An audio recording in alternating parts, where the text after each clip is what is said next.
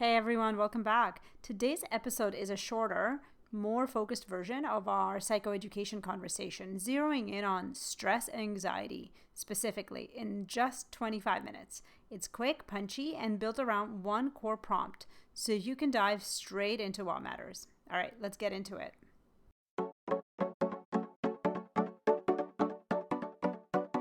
This is the AI Therapy Podcast, where we discuss mindful use of AI for self-help. A consumer insights nerd and a techie are joined by a practicing psychologist to unpack when AI can be helpful, where it shouldn't be used, and best ways to interact with AI to get the support you need.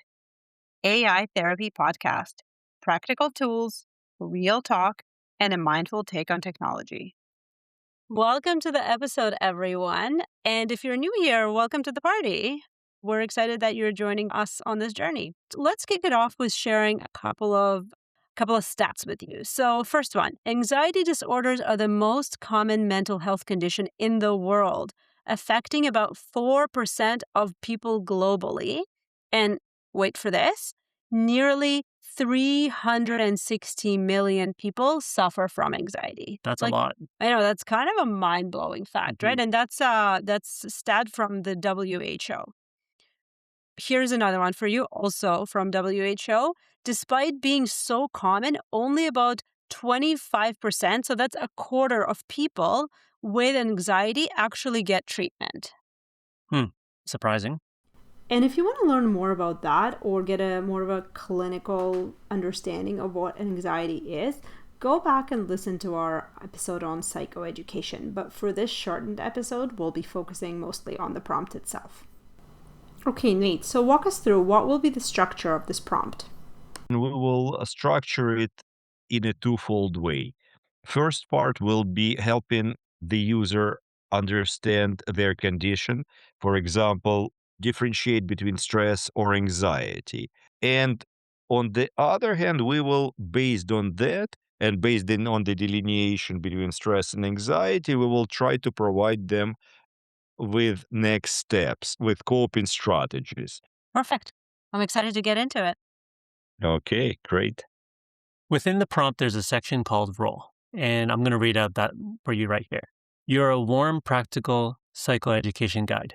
You help the user understand what's happening in their mind, body, and why, using plain language and mapping their specific details into a stress response explanation, cognitive behavioral therapy, and acceptance and commitment therapy. Then, if they want, guide one coping practice step by step and remind them that this is self-education, not therapy, diagnosis, or crisis support. So this is the prompt that I sent to ChatGPT. I was at work, and late in the afternoon, my boss came over to me and said he needed the end of year report ASAP. I already had a lot of things on my plate, so this was just adding yet another thing, and this is making me really stressed. Okay, and this is what it said. That sounds like a lot. Being handed an urgent end-of-year report late in the day when you're already stretched thin would put pressure on anyone. When you picture that moment, your boss saying he needs it ASAP, what do you notice in your body right now? So I want to just look at Nate for this for a second. Could you help us understand what's going on here? Why is this the next follow-up question? And I guess how does that tie back to the prompt? Well, a few elements as I'm looking at the prompt, folks. First, in the part of the prompt that's called conversational style, we asked AI to sound human and validating and specific from the first line after the user shares anything, right? So that's exactly what she did. She confirmed the situation, validated Herring, saying that most people would feel stressed at the moment, and sounded pretty natural, I would say, right? Herrick, how did that sound to you, for example? Did that sound validating? How did you feel with that feedback? Yeah, I thought it was reassuring, it was calm, and sounded like a question that made sense in terms of if I were to go to therapy. Exactly. And the next question is also very important here. That makes sense to me. So this is where AI tries to help you identify the bodily sensations associated with the particular emotions and the situation that you're experiencing, because it helps you to, for example, recognize some of the emotions even if you're not as acutely aware of them at the moment. So for example, let's say you will name sensation X, and with time you learn to realize, okay, when I feel, let's say, tightness in the chest, even though I might cognitively not recognize at the moment that I'm experiencing anxiety, that can be a telling sign for me that, okay, this is anxiety. This is something that I typically experience when anxiety kicks in. So that might help you put your finger on it and find better coping strategies. I'm so glad you talked about it. It helps you kind of recognize and then hopefully put a label, but it's not just the tightness in the chest. It actually is connected to something else. So I think that's really interesting. And I never thought of it or understood it that way before. And as Hera continued with the conversation, one thing that I want to call out is that AI is now clearly switching from talking about physical sensations in your body to now asking what emotions are coming up for you. Nate, can you talk a little bit about that and explain to the listeners why that change is happening? What we're getting at here is a very basic, very core cognitive behavioral therapy concept that the way we feel is usually a result of how we think about the situation.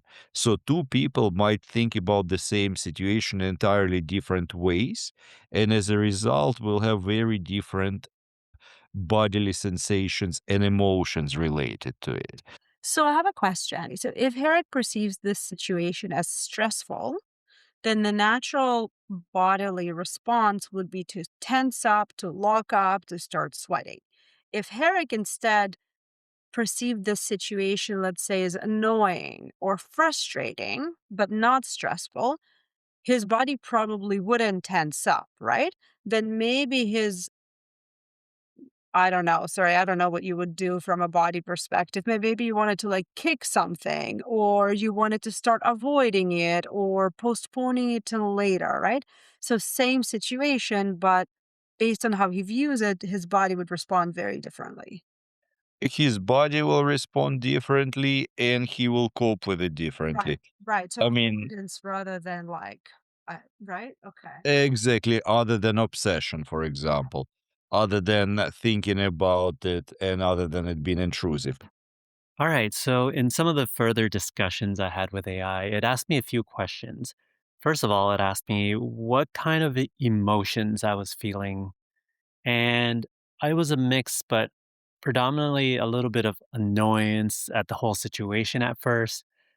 And then it was more about being worried, more so about like how I'm doing at my job, if I'm going to suck, if it's going to mean I'm going to lose my job or anything major like that. Then AI was like, okay, let's talk a bit more about it. And it ultimately asked me about what are some of the core values I hold, as well as what is ultimately at stake here. I pondered about that for a bit. And I responded and said that I think it means that all the things I'm worried about is in relations to the fact that I want to make sure that I can support my family. I want to be there for them, be able to pay the bills, provide them the safety and flexibility that they need. And now that AI has all of its inputs that we've written into the prompt, it's now ready to explain to us or to Herrick in this situation what is likely happening in his body, in his mind, and what it is that he is experiencing. So, this is where real psychoeducation starts.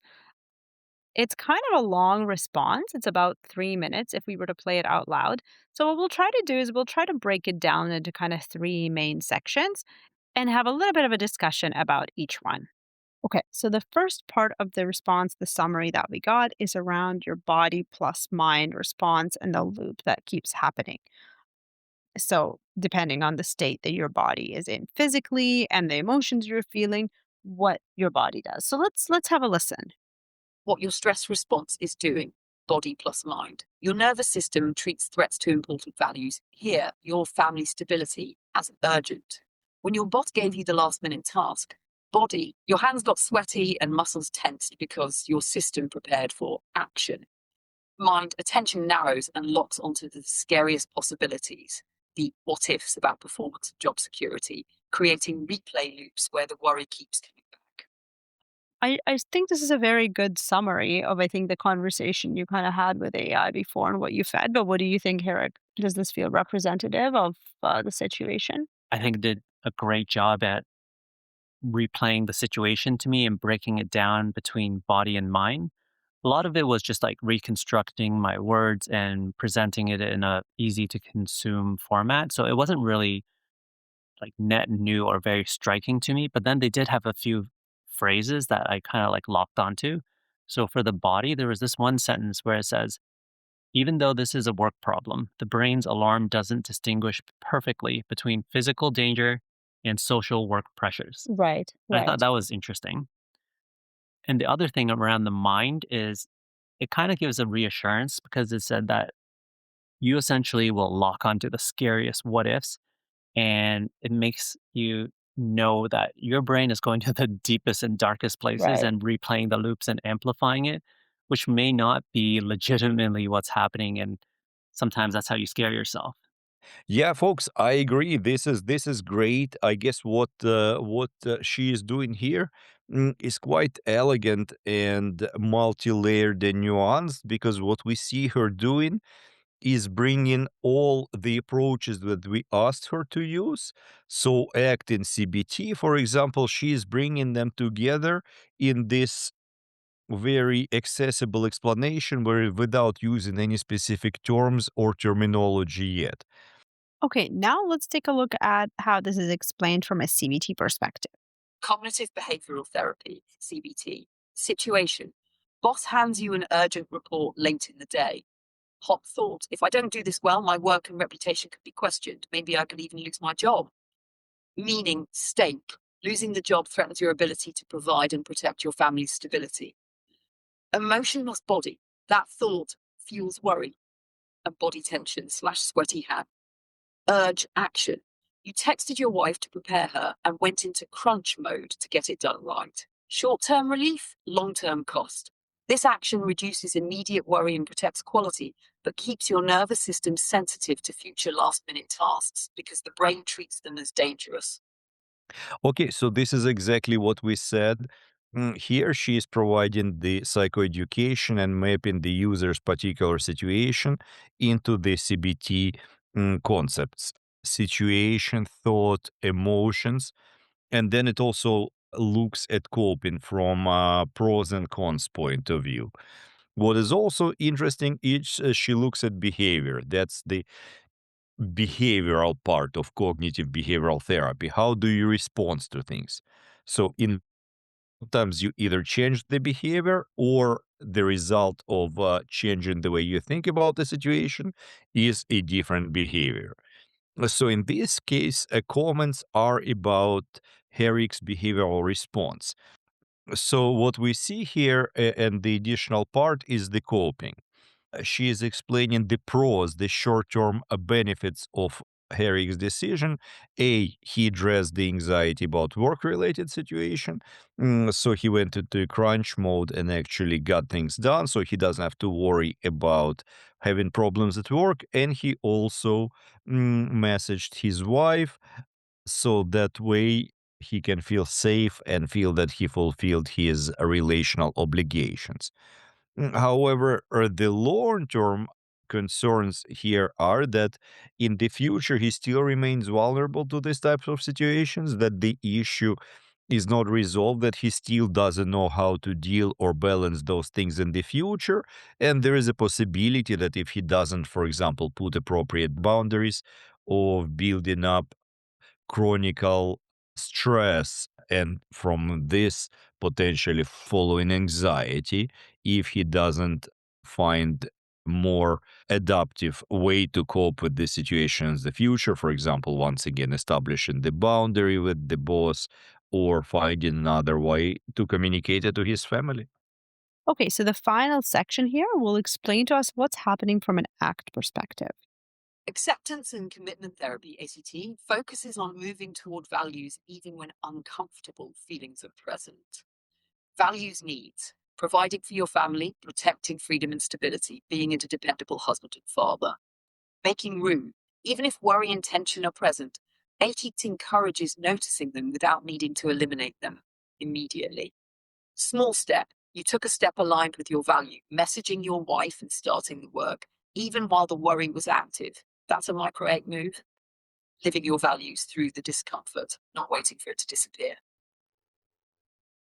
So going through the AI questions, I thought that this section of ACT and the question it asked in relations to my values was the thing that brought the most value to me, and it gave me the most or the biggest aha moment to be like, okay, wow, it really understands and it got to the core of why I was feeling a specific way. Mm-hmm. And it was like the crux of the situation. And it got me to really be able to understand and tie in why my actions were taken in a specific way and how they intertwined with my core values as a person.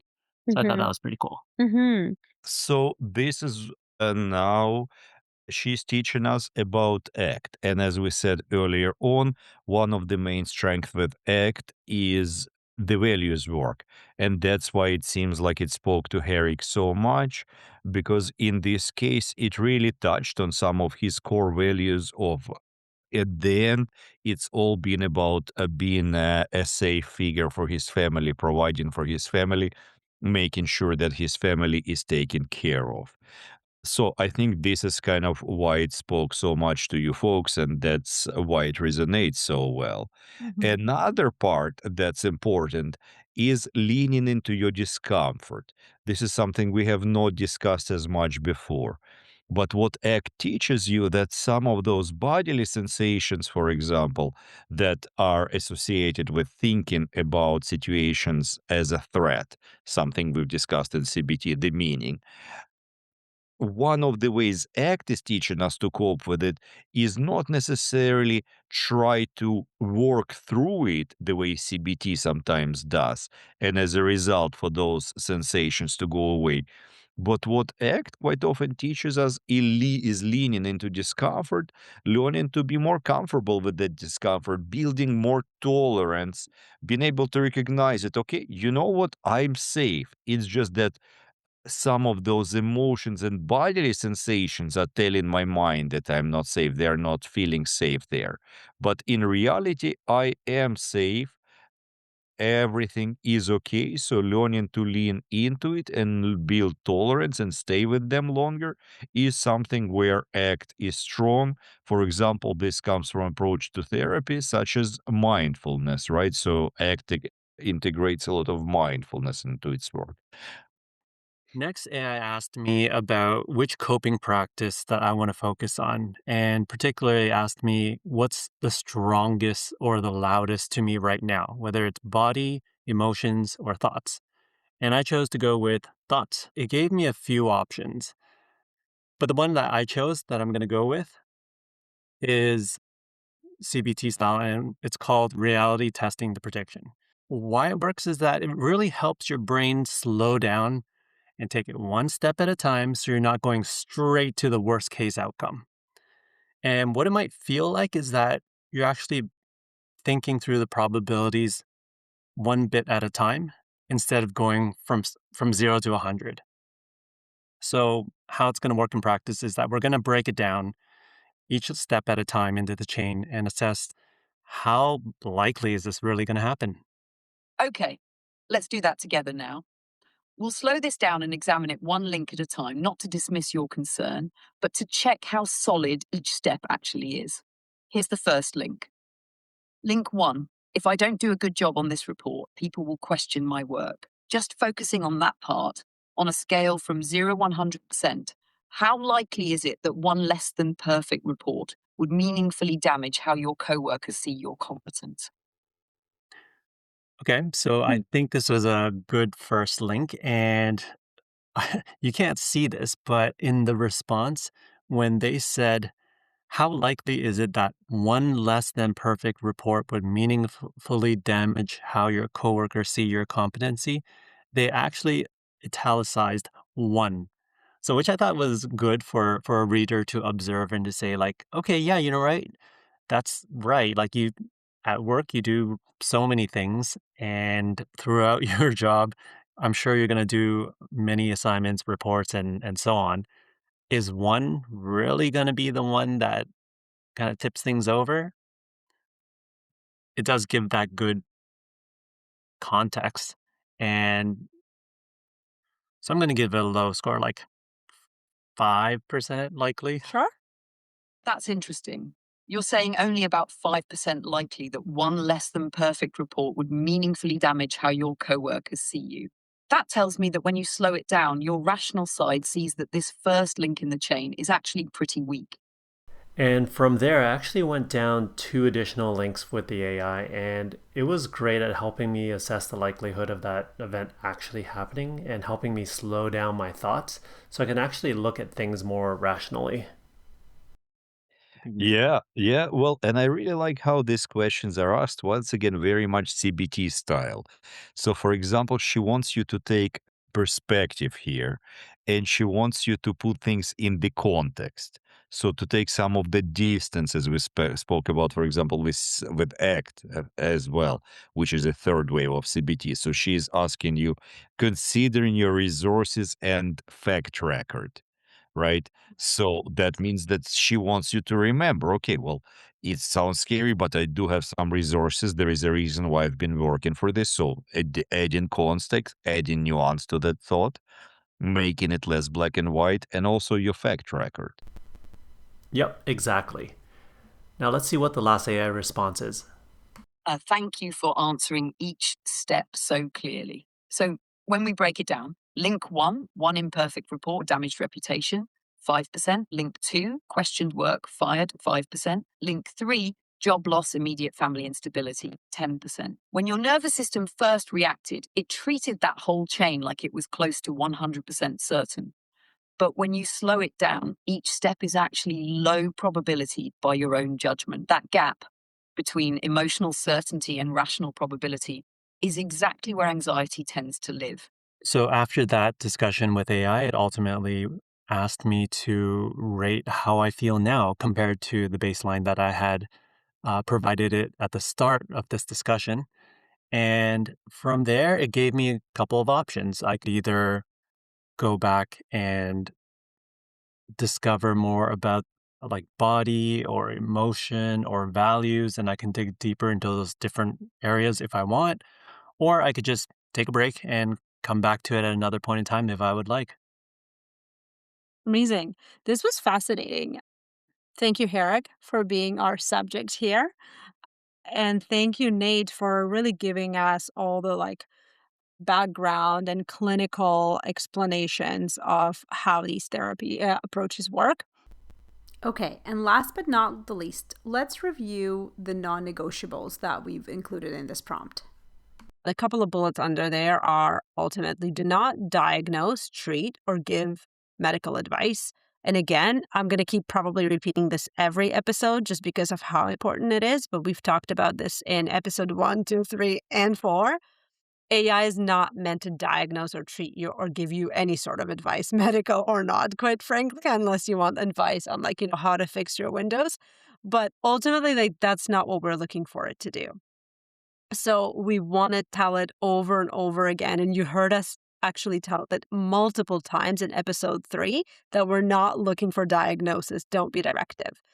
The second thing is do not ask for identifying details. So we don't want AI to ask us, about the name of the friend or an employer or an address. If you're uncertain, say so plainly. So I think that's refers to basically when we were talking, if AI is not sure, it's still going to sound sure. Oh, yeah. Remember how it's always like, that's completely honest and true, Right, even when it's not Right. really the case. So, that's what do we say? That term is called sycophancy. Right. Jinx. There we go. Yeah. And finally, if the user indicates imminent danger, to self or to others to stop and direct them to local emergency services or a crisis line immediately. So ultimately, I would say this section is, as we say, non-negotiable limits, and that should be part of any prompt, regardless of what you're doing. Okay, thank you as always for joining. If this was interesting and you want to learn more about this topic, about stress, anxiety, and psychoeducation, go to our episode on psychoeducation. We go in a lot more depth there. If this topic in general is interesting to you, please continue to follow and check out our other episodes and follow us so you don't miss the next one. All right, thank you. See you in the next one. Thanks for joining us today. Just a quick reminder before you go. Please remember this episode is educational and not a substitute for professional care, and listening does not create a therapist-client relationship. If you are in immediate danger or at risk of harming yourself or someone else, please call your local emergency number right away or contact a crisis line right now. All right, we'll see you in the next episode.